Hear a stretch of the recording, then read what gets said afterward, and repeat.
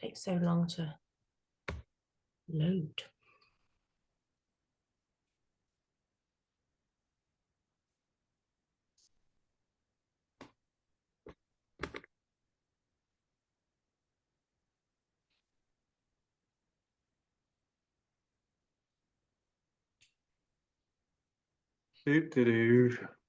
La la la la la. It's just loading.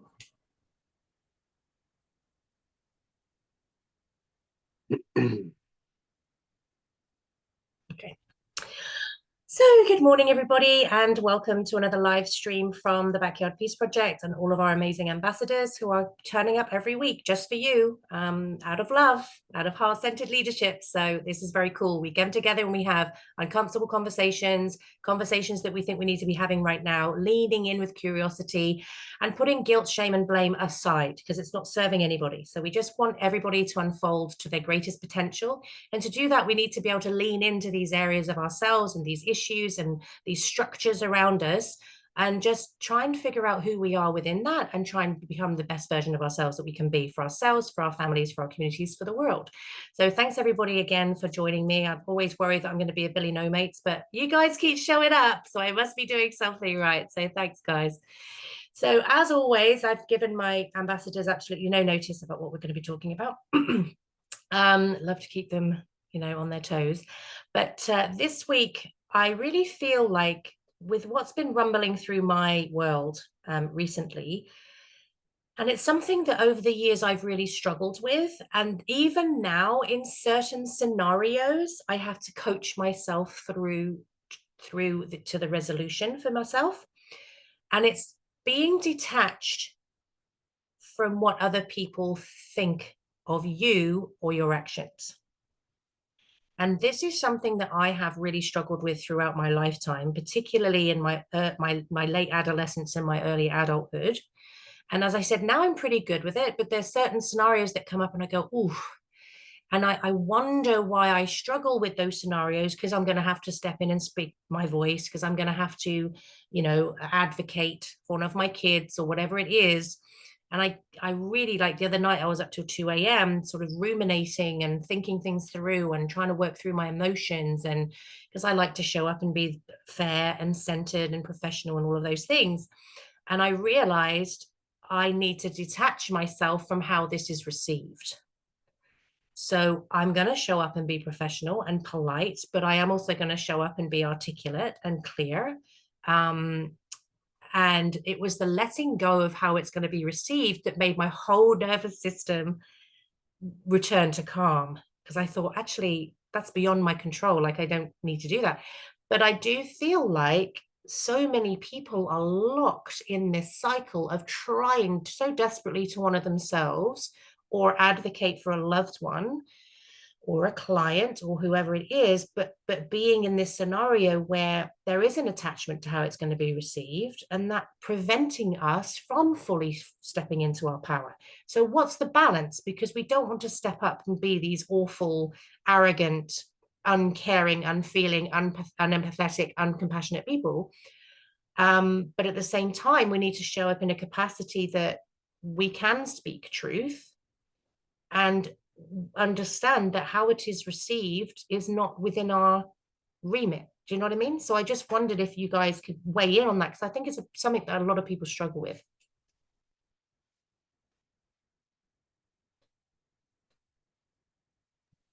I'm going to throw my favorite word in there again. I throw it into the hat almost every week, but it's the intention, For me, it always comes back to intention, because how people say something and how it's perceived has got a lot to do with the intention of how it is said.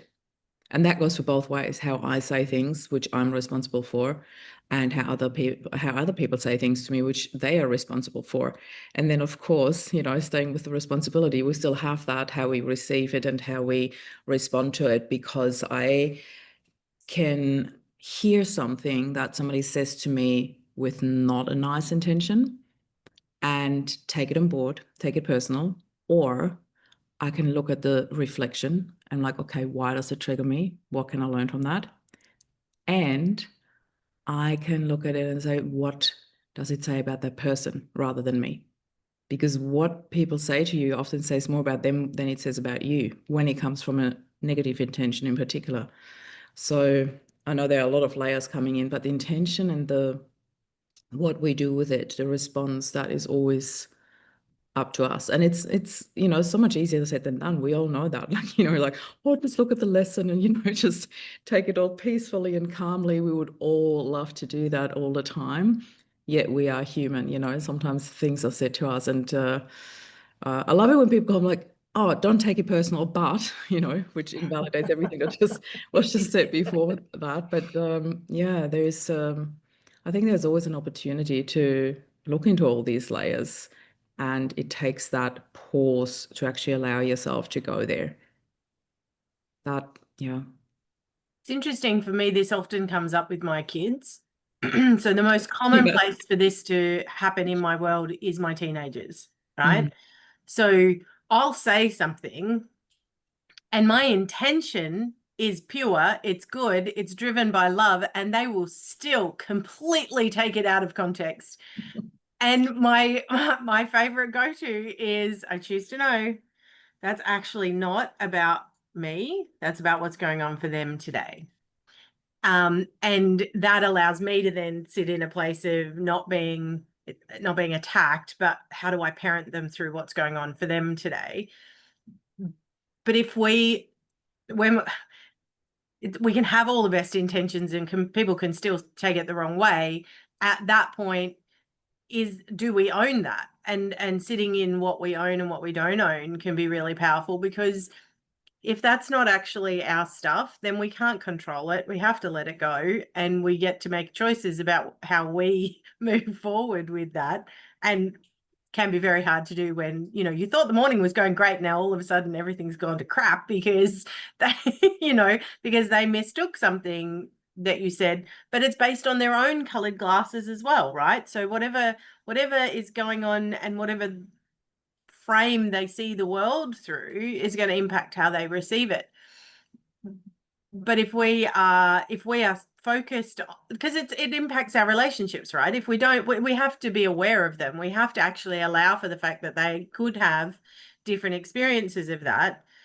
But if we can actually just allow space for them to have that reaction, not get triggered by it or get upset by whatever their reaction might be, and allow them to speak their truth in that moment, then actually sometimes we can learn something. I feel like curiosity is as powerful a word as intention, right, Marie? Like, it's a powerful word to have intention, but it's also really powerful to be curious about, well, okay, that didn't land the way I intended, but why might that be? And how can I support you through that? Because that wasn't my intention. But the minute we get escalated and heightened in that space, the minute it becomes a battle rather than a learning opportunity. And I've been more committed recently to being really curious and taking the learning moments out of what could be. And if somebody chooses to perceive me in a particular way, like if we go outside the family, somebody chooses to perceive me in a certain way, and they don't actually come to me with any feedback, or they're looking for clarity around that, then they're probably not a person who wishes or needs to stay in my life. If that's their integrity says, I'm just going to judge you based on that, well, that's not really who I want in my world anyway. So I'm okay to let them go. Yeah. Joanne. Yeah, I couldn't say it any better. What you, Marie, have said is, I think you both have just nailed it. Intention and curiosity. Like, just the intention is there. How other people take it is not up to us. And like you said, Philippa, be curious about why. Why? Like, can't add anything to it at the moment. You two have just like really nailed it for me with what you said. Yes, for me, I'll take my hand down. For me, the first thing that came to mind when you were talking, Cathy, was that you didn't want to be worried or concerned about their reaction. Well, I'm actually going to push back on that, because we're humans, of course we are. And so I would, for me, if there's feedback to be given, I will always consider how is this going to affect them? What's their feelings? And so the approach is the intention. But what we all have to navigate is how do we react to their response, which I think the ladies have covered already, in that the response could be positive or negative or somewhere in between. And, you know, there's a thing that I've done for a number of years. If it's a response that I've not expected and it's not from a nice perspective, I'll just give it back to them with love. To create that filter that this is not my role to respond to that negative response, I guess. It could be that there's a lesson, but I do feel that as humans, we will be concerned about how it is perceived. But there's also this thing about control, right? We all want to feel that we're in control of what's going on, and we just don't. So I push back on the thought process that we shouldn't be overly concerned about how they're going to how they will react, because the intention sits directly with that, right? And so we will be concerned, but it's what we do with that after. How does it come back to us? How do we respond? Does it deserve a response? Can we learn from it? And is it something that actually it doesn't serve me and I don't need to take it on board? So I think there's just, for me, there's a slightly different approach to that. I totally take that on board. And I think for me, when I mean, I've thought this through for hours and hours and hours and hours. Do you know what I mean? Like, I go through the whole thing, and I have to, I'm a very emotional being, which everybody on this call knows. And so I honor all of my emotions, but I try to do it in private as much as possible so I can work through all of the big feelings. So by the time I get to that point of actual communication with the side that I need to communicate with, I'm calibrated, I'm calm, and I communicate in a way that I think can be received positively. Like, and I think that's the point that you're making there, Joanne, is to make sure that you're showing up respectfully and showing up with kindness, you know, even if you're firm and even if what you have to say is uncomfortable. And I totally honor and hear what you're saying, and I totally agree. But I've been lucky in the fact that there's been a space for me to process a lot of things before I reach the point of communication. And I feel like in this fast-paced, ever-connected world that we're in, we've kind of lost that lovely space in the middle where we can just think things through and consider our responses and consider how it's going to be received and all of those things. And I mean, I've even had people, not so much now because I think my vibration's different, so I don't attract those people. But in the past, I've certainly had people with this instant communication thing where they're sort of like getting quite irritated that I haven't instantly responded. Well, I'm going to respond when I'm ready to respond. And sometimes it might be the fact that I will respond and say, I've received your message. I am taking it seriously. I haven't got the time to fully respond right now, but I want to acknowledge that you've said this, and I will respond at a later date. So at least I'm not leaving them hanging. But at the same time, you know, sometimes it's big stuff, and sometimes you should give yourself that gift of the time of processing. I think there's a piece in there about being curious as well about why you care about how they receive it. So the understanding the why we care. Is it because we want them to have the feedback to be able to show up for us differently, for them differently? Do we, you know, because feedback is just data, right? At the end of the day, feedback is just data. We can do with data what we want to do, right? It's just somebody's data. But if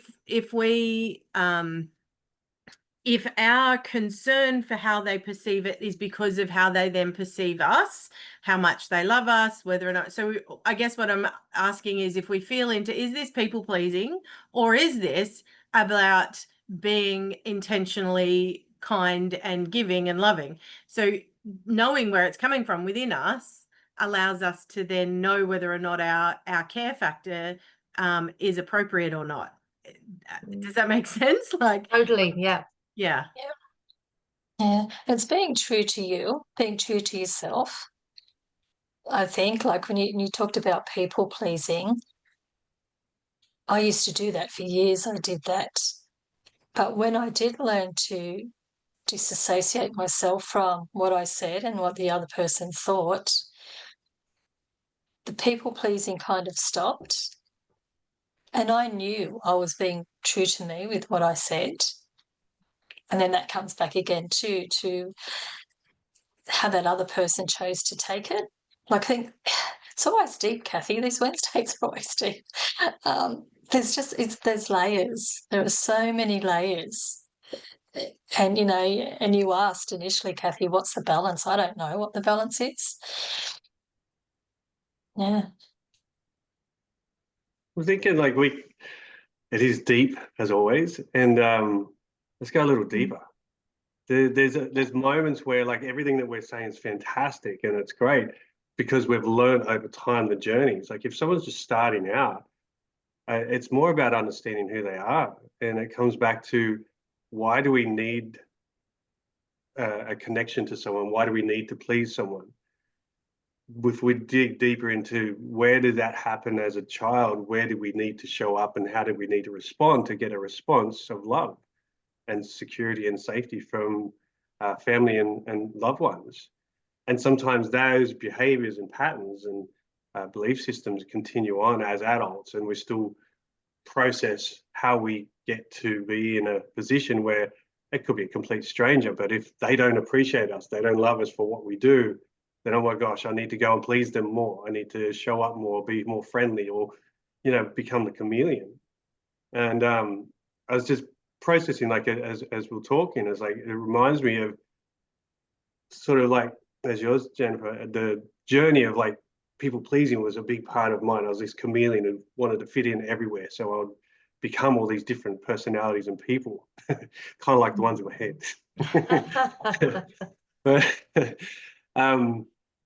and I remember getting to a point in maybe like my late teens where I started to dive into this and try to understand myself a bit more. And a great quote or great lesson that I got from Dr. Wayne Dwyer, and it takes a bit to sort of get it on board and practice, but it was the quote of saying that whatever anyone thinks of you is none of your business, because their opinion, their style, their life, their belief of what they've been brought up with, who knows where it's come from. And their opinion is their opinion. It doesn't mean it's right or it's wrong. But either way, it's like, how do we detach from an outcome that we need their appreciation and their I guess, their acknowledge who we are. And then it's not that you're not caring about the other people and it's not caring about what their opinions are, but it's allowing yourself to sit back and be honest with yourself and go, it's none of my business how you appreciate or don't appreciate me and what I do and what I say, but then gives you an empowerment space of speaking your truth and stepping into being authentic. And I guess I always say this part of it as well, it comes back to us first before the other people. And that goes on, and I'm sure you guys agree, when you first stood in front of a client or in front of a presentation crowd or on a meeting somewhere, you're like, everybody's looking at me. Oh my gosh, hope I don't stuff it up in so many words. And then the emotions are within that space. So how do we, it's not so much detaching from the outcome or the person that, going to agree with us, but it's the emotion that we have aligned with that. And I know for myself over time, and I'm still working through this a lot, and there's moments when the emotions rise up where you feel like you're out of control or you're frustrated, and it just naturally happens. As Joanne was saying, like, we're human. Emotions are there to show us that there's something that we need to work on or work through. And the more that we can bring that back to ourselves and sit with, sometimes not in the moment. I used to always have to go away for days and process because my brain didn't think that quickly. Some people are like, all right, I can react straight away and give you an answer. And mine, I needed to go and, like you, Cathy, just go away and process, and then I'll reply. And then sometimes it's too late. And I'm like, damn it. But from that stage and that journey, I feel, especially coming from a place of service or coming from a place of love or care, then when you show up onto this stage, and this is what I heard from another podcast, when a guy got asked to go on an Oprah big shows thing, and he's like freaking out, is all excited, and all the emotion was there because of course you're going to get excited, and you're about to go on a stage in front of thousands of people. If you haven't done that before, it might have been 50 or 100. And his mentor, he called him up and said, yes, be excited, be anxious, be nervous, be all those emotions. But remember, when you step onto that stage in front of that one person, 1,000 people, 1 million people, that you're not there. It's not about you. You're there for them, or you're there for the people that you're supporting. So taking yourself out of that picture allows you to drop, like you said, Cathy, the nervous system just sort of reshuffled itself into a space of focus and clarity. You can then talk with clarity and precision without the emotion tying you up in that space. And I think that's a huge part. Like, it's to bring it back into the simplicity is like, bring it back, check in how you feel, taking a moment to breathe, reset your nervous system, and show up and stand up and you know, in light of the situation, and being, this is not about me, this is about the world, the life, whatever's happening at the time. And there is situations where it is about you. You might need to stand up for yourself. Again, it's if you can come in from a perspective as not to disregard emotion, but in a sense without the emotion shifting how you respond, and we can have a better conversation with that person. Because everybody feels you before you show up or before you talk. So if you're anxious and nervous, they're going to have that transference as well. If you're angry and frustrated, it's going to bounce back. But if we can come in calm and focused, then they're going to be more at ease physically, because we're animals and we have instincts. We know when there's need to be fear or not. And if we bring in that rage and that sort of outcome, then people are going to put up their barriers, and it's going to be a difficult conversation. It's nice to learn from ourselves of how we feel as much as we can, and awareness and presence in those moments is where we're able to have a better conversation, I believe. If that makes sense. I love what you said, Paul, about the being there for them, because a question that came up for me many times before, and in particular today, listening to all the different statements, opinions, questions, is particular for coaches or similar professions. When you look at that statement, you know, how other people respond is not my responsibility. Or, you know, sometimes I really wonder how much we also hide behind these things, you know. It's not what, you know, it's not how I meant it. It's like how you took it.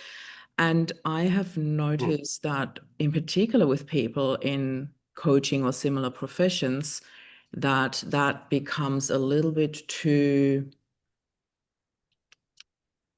I don't know what the word is. So like it's get out of jail free card. Yes, exactly. And I just really wonder if it takes a little bit more softness around that. You know, not to hide behind it, but to really be a bit more responsible with how we use that, if we really use it as a get out of jail for free card, or if it is giving other people the responsibility, you know. Can you hear my cat? She just came in. She was in the rain. I was texting my son, can you please let her in? I can't get off camera. I think there's a little bit of, so there's a little, I've got a quote on my wall, which I love, and it says, when you see others as powerful, even in their hour of need, you create the possibility for helping in ways that are priceless. And so we do need to see them as powerful in their own, in how they receive and how they compute things. We also need to understand how much power we have in their world, and the fact that what we model is really powerful for them. And we need to think about that with our children, with our families, with our clients, with everyone. You know, how we show up in the world is how we expect to be treated. So for me, I feel like you teach people how to treat you, right? So whatever you're putting out there in the world is what you're expecting to get back, and because that's okay for you. So if we simply come back to a place of responsibility and we say, okay, well, what I want is for you to take ultimate responsibility. I want you to take up empowerment, because you can't empower anyone, right? They have to take up empowerment. And people push back on that a lot at me, particularly those in the coaching. They're like, but no, like, you can empower someone. Yeah, you can empower someone to sign something for you because it's your power to give. But if you're asking them to step into their own power, that's their power to take. You cannot empower them. You can simply guide them and show them. So if we are saying to somebody, you need to take responsibility for how this, and manage your own state, be responsible for how you take that piece of information on, or feedback and data, we have to do the same thing. We have to be showing up with that, with what we want to put out there in the world. We also, if we want to be treated with compassion, if we want to be held, if we want to have safety in our environment and in our space, then we need to show up and give safety and compassion and love in the space that we're in. So if we deliver that in a way that is congruent with what we're asking for, yes, this is your responsibility, but I am here to hold you. I have your hand, and I will be with you to the other side of your pain, and allow people to feel really held, and allow people to feel supported and nourished by us. That's a powerful gift. But we also still need to see them as powerful in their own space, in that whatever they choose to do with that is up to them. It's the old, you can lead a horse to water, but you can't make them drink thing, right? Like, we can't force them to take that responsibility up, but it is still theirs to take. 22 years of supporting women giving birth. I can't birth your baby for you, lovely. I can be with you, I can guide you, I can hold space for you, I can be grounded when you need that strength and foundation, but I can't do it for you. But I'm here and I've got you, right? So I love that you brought that quote up with the, like, you can't make a horse drink. You can lead it to the water, but you can't make it drink. Yeah. And it was a quote that I see very differently these days, because Dr. Bruce Copley, I don't know who knows him, he's very much in the holistic space, holistic teaching, teaching through nature, and he always uses nature as an example. And when that quote came up at a retreat that I was very blessed to co-host with him, he said, people always use that, but there is something that we can do. We can give the horse salt when we know that the horse needs water, but it wouldn't drink. We give it salt and it will drink. And that always made me think about this quote differently, because I thought, how powerful is that when we consider what is that salt for us? And it is many of the things that we already mentioned before, the nurturing, the being an example as a parent, how can we give our kids tools? They still need to use it, but we can be an example, or we can add that salt, the spices to their lives for them to actually go that extra step where we know that it will be good for them. Yeah. And that just came up for me, because I thought I have used this quote so many times, and ever since he said that, it always makes me think, what is the salt that we can add to that situation? Yeah, totally. It's about but it's about showing them, right? It's about living that for them, so that they can see it's possible, and it's not just a pipe dream, and it's about us doing that work for ourselves. A coach who doesn't have a coach is not congruent, right? Yeah. Yeah, I mean, I can resonate so deeply with what everybody's saying here, and you're all bringing such richness to the conversation, because that's why I love when you bring all these perspectives. And something that you touched on, Paul, when you were talking, quite a lot came through for me, actually. And I was reflecting back to my younger years, not that long ago. And a scenario came up for me when we were still living in England. And so Sky was only 5 and she's 22 now. So that's a while ago. And there was a group of friends, we were a group of friends. And one of the daughters of the group was really bullying Sky, like really badly. And I noticed it was happening at school, physical, but under the radar. And then there was a few things I'd witnessed. I was like, okay, this needs to be dealt with. And we tried to deal with it nicely and kindly and all of the things, because I had a pretty good idea about why she was doing what she was doing. But something that really triggered me was we, and it comes back to that story about allowing that lovely blind man to go into the pole that I've told you before, when I was stood and I watched it and witnessed it and didn't say anything, didn't use my voice to protect him. And that really shaped my life quite in a pivotal moment. And I will go to the Human Rights Commission, and I will go to the Education Board, and I will go to, do you know what I mean? Because if I'm advocating for somebody, even though it's hard and even though it's uncomfortable and even though it can be stressful and scary, it's my default now. I have no choice. Well, I do have a choice, but my default is to respond, to stand up, to say something. And when you were talking, Paul, I remember another couple who was my best friend at the time in England. We're very, very close.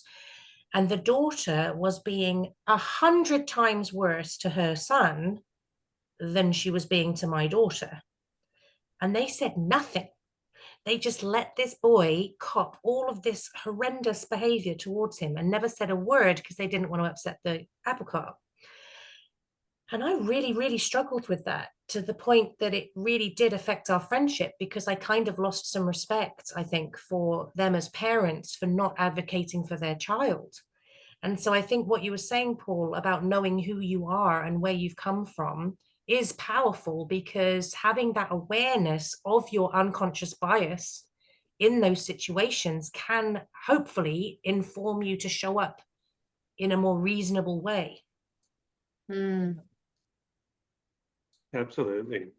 And that's like, it comes back to what Philippa was saying about coherence. I think it's probably another power word in this conversation. Coherence means so much, but when you're coming from self and them, coherence comes into authenticity of, you know, knowing yourself from your life and growing from that. Because you do see out there a lot of people that just staying in their ways, and they're happy to be in that comfortable space, and they don't want to go and face what is, and they're happy to bury it, happy to hide it, happy to run from it. And but it's those few that do want to, as painful it is sometimes, to look at the past or look at the now, and what that potentially could mean for them in their life. It's like giving them self an opportunity to grow. And, you know, if you have the pleasure of being a parent, of being able to pass on some wisdom or information, or, you know, some grit, because, you know, you become the protector, the I don't know the words, the parent, doing all your parent stuff. It's my technical term for it, by the way. But it's a great, again, another, I think it's a quote, but sometimes use it in sort of a coaching framework, which you can use it on any angle. And years ago, when I used to do hypnotherapy, helping people quit smoking, there was always within some of the scripts, it's like, where would you be in 3 months? Where would you be in 6 months? Where would you be in 12 months or 3 years if you continue doing what you're doing? And generally, we tend to look at these things and go, oh, if I keep doing this, my life's going to be more negative, or my health's going to be bad, or, you know, smoking as the example. But let's flip it and go, the integrity, coherence, your intentions that you are bringing to the table, where are they going to bring you in that positive light in the next 3 months, 6 months, 12, 3 years?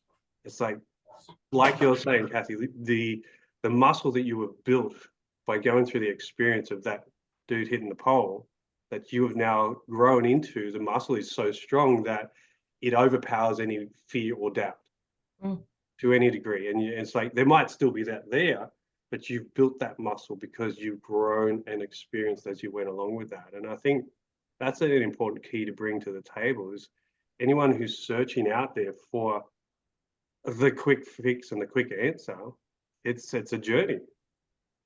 As they say, like, it is looking at and having moments where you need to look at your past and look at your now, and what agrees with you within your body and your energy levels specifically.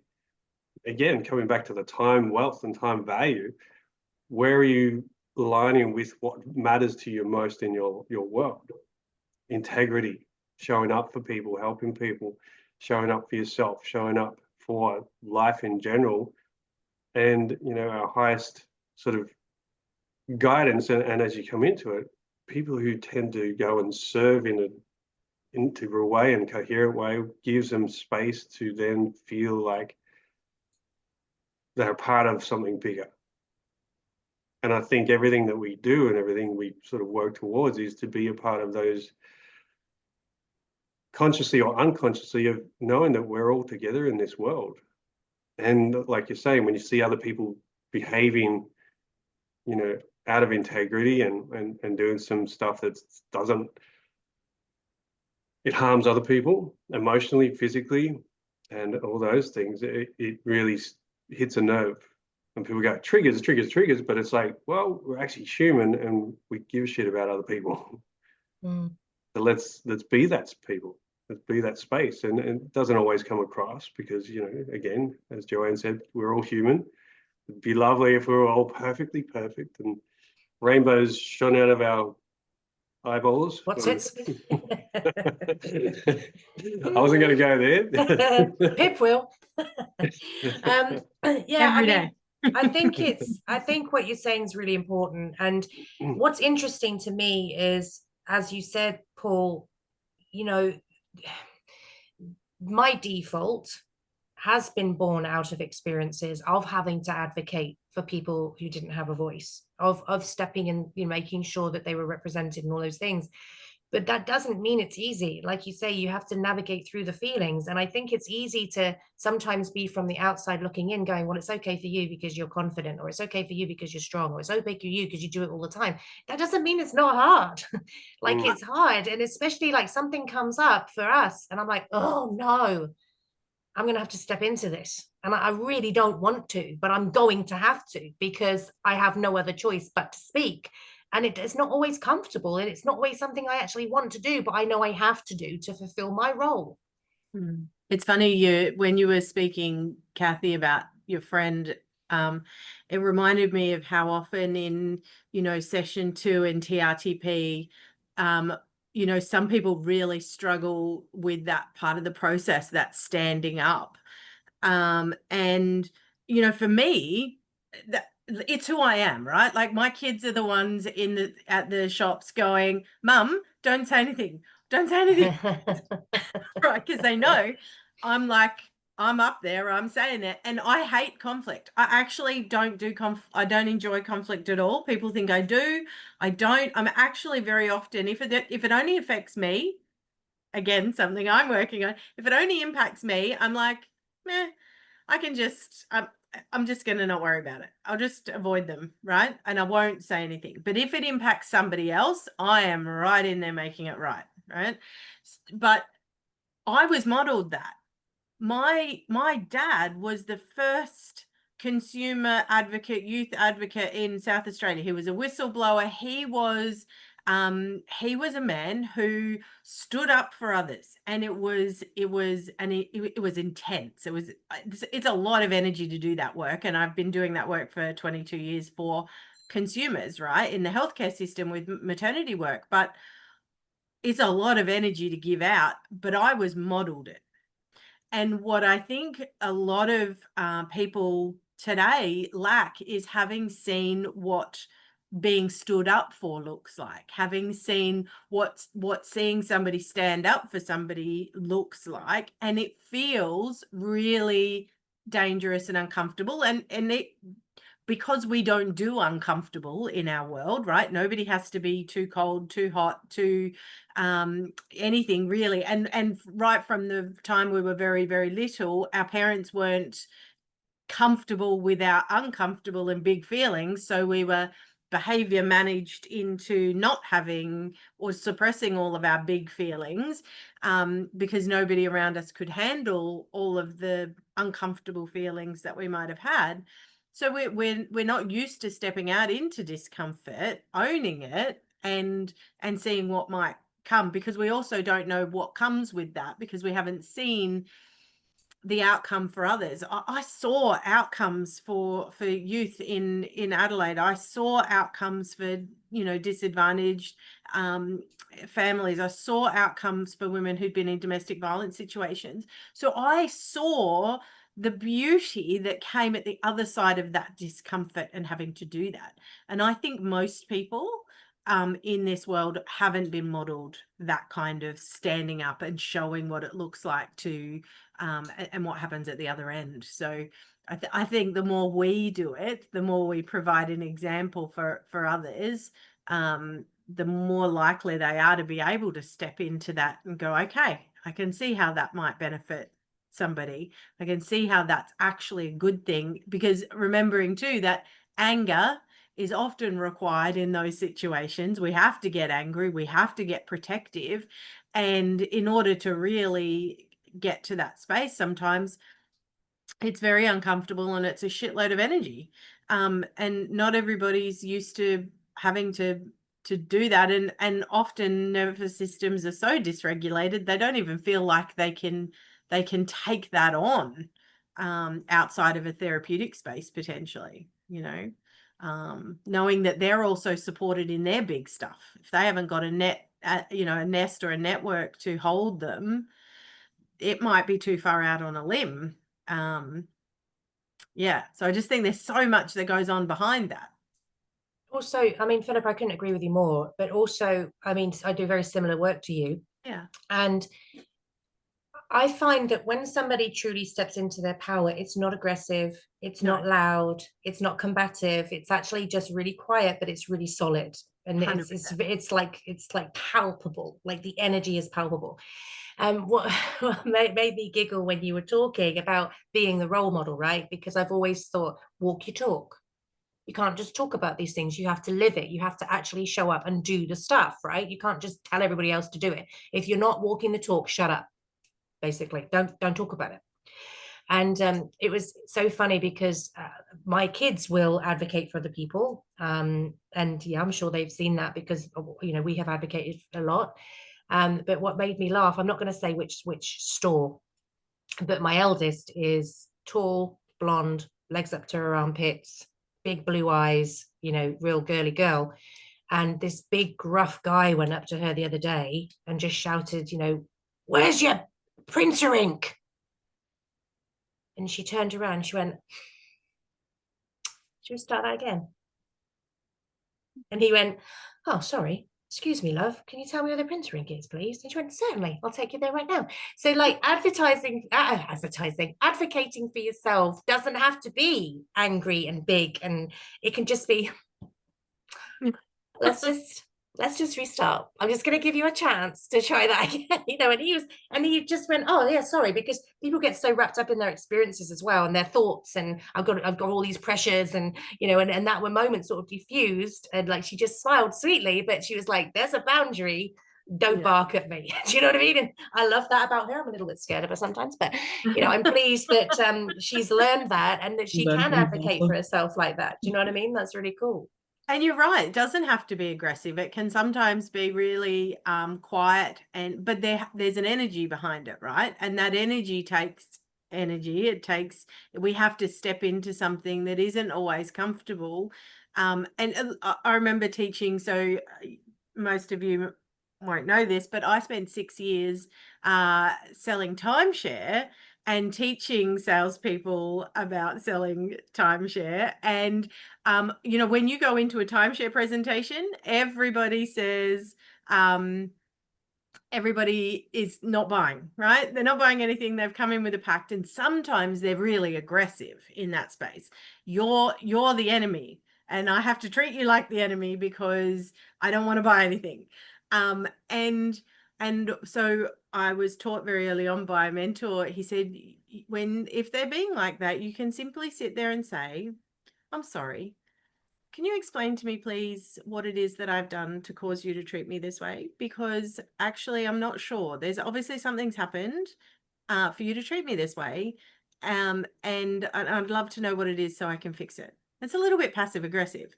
But generally what happened is under the table, she kicked him and he went, "Sorry, I'm being a dick." Right? And then we could have a normal conversation and just meet them where they were, right? So sometimes doing that can simply be about making people aware that there's actually a problem and that you're not okay with whatever that it is that they're doing. And you're right, it doesn't have to be aggressive. It can be maybe passive aggressive in that instance, but but it's about saying, I can see that something's happening here. What is it, and how can I help you resolve that? And sometimes as well, it comes back to that energy and that, I suppose, the solidness within yourself. Because I remember when Taya was younger and we were going to these play gym things, which obviously I'd done for a long time. So by the time it got to number 5, I was like, here we are again. There's another leader. I've been here for 5 leaders. Do you know what I mean? Like, I'm over this. Take it here, it's the right thing to do, and they have fun and whatever. And anyway, there was something happening between Taya and another child, which was perfectly fine. I was right there. They were young, they were just negotiating, navigating through something. It was all good. There was nothing wrong. The other mother was there, I was there, everything was good. And this mother that wasn't even involved in any of it came running over from the other side of the hall and started interfering and sort of not shouting, but speaking loudly and really concerned. And, she thought Taya had done something, which she hadn't, because I was there the whole time, and so was the other mother. And it was so funny in that moment because she was going, just escalated. And I just went,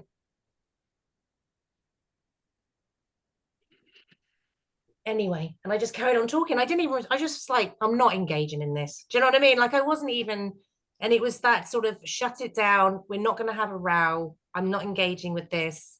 And she sort of didn't know what to do. So she sort of went off another direction, because I was like, I'm not having this conversation because you've got none of the information. So there's no point. I'm not going to justify. I'm not going to defend, because you've got nothing to do with this. So I'm just going to carry on. And it was so funny. And so it's really about that, that the power of self, isn't it? Like you were saying, Paul, coming back to, who are you as a person? What are you going to engage with? What are you going to tolerate? What you're not going to tolerate, which is what you picked on, Philippa. And I love the salt. I'm going to think about the salt all the time now. Do you know what I mean? What is the salt here? And that's such a great little addition to that. That's so cool, because, and it's like when we were talking about the kids, I was thinking the salt is allowing them to struggle a little bit so that they can actually use the tools that you've taught them, get some real life experience, so that when they eventually leave you, they're okay in the world. They say to big gruff men, shall we start that again? And they handle it because they've used the tools. I love that. So guys, anything that you want to say before we close off? Any little finishes, any little nuggets of wisdom that you want people to come away with today? I just think kindness goes a long way. We just never know what's happening in their lives. We are so quick to judge behavior of other people and forget that most beautiful ingredient, which might be the salt in that case, the kindness, to not know what's going on behind their scenes, behind their mask. And they might have had the most horrific day. And I came from a funeral yesterday and my behavior was so not the norm. And I could feel the vulnerability and the triggers, etc.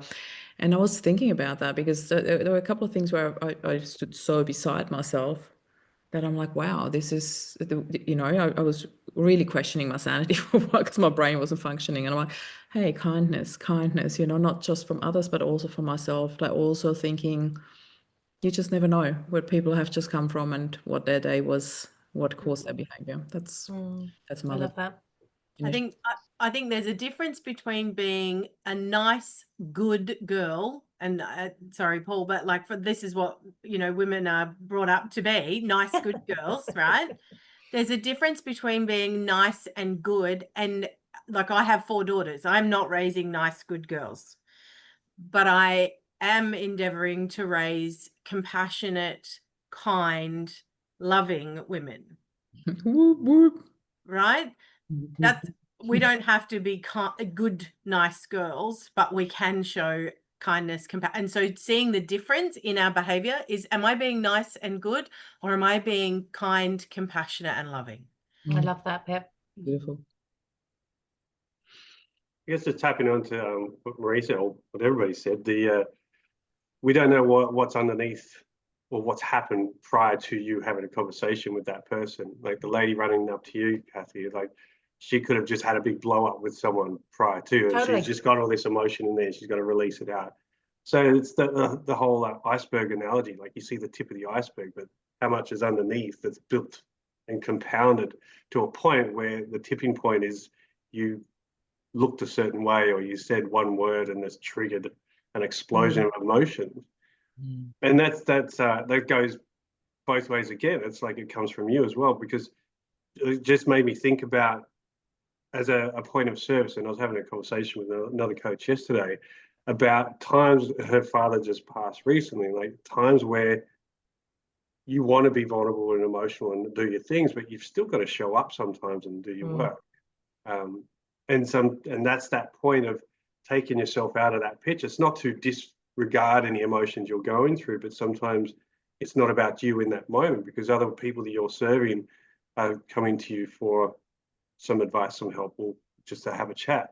And to do your best to be in that space of showing up for others in a point of service. Or it doesn't have to be your work, it could be just having a conversation with a friend or something, instead of getting into the same pity party and the poor me. Let's go into that deep emotion and having a whinge about someone or going me too, and I don't know, like we do need that conversation to happen as well, because I do enjoy a good wallow now and again. Yeah. And sometimes their challenge might be a bit deeper than, oh, I got ripped off at the shopping centre 5 minutes ago. It's like, wow, someone just died. It's like, it's a big, deep difference. So where can you put yourself? And this, I guess there's a question thrown out to the wide world web here, is when can you give yourself the space enough to either be aware of the other person's possible emotions or what they may have been through, and that's the compassion and the awareness of yourself, of being aware of someone else. And not only that, it's like, where are you at? Like, is this person about to cop it because you just had a big rift 5 seconds ago, and they're going to cop the emotion that you've got brewing up inside of you? And so it's coming into, again, self-awareness, self-regulation. If we can learn more of that, and that's what all these coaches are bringing in this space, is an opportunity to regulate at a degree where you can understand life and be more empowered by you empowering yourself in that moment, in that space. So, yeah, I could keep going on, but I know we're going on forever. There's always one more thing. I know. And this is why these conversations are so great, because we do go deep and we do talk about the uncomfortable and we do share our experiences, because I feel like so many people get locked in guilt, shame, and blame, often of self, not even of somebody else, right? And we just, if we can like shake that off and just look at things as experience and learning and an opportunity to grow, I think it just opens up so many more possibilities for us. 100%. So thanks everybody so much for joining us, and we will certainly see you next time.